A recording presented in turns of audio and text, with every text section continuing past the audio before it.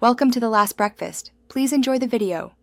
You begin now. Check battery level and charge if below 50% so recordings won't cut out.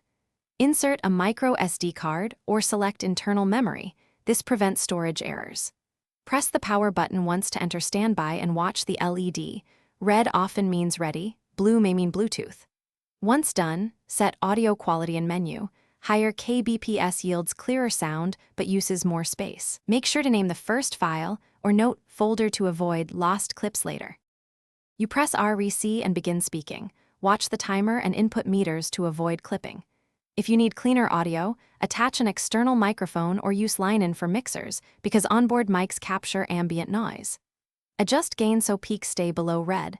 Once set, you can toggle sample rate, 44. 1 kHz or 48 kHz are standard for voice.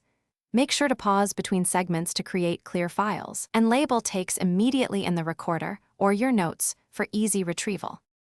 You stop the recording and verify the file saved by playing the last few seconds. This confirms integrity.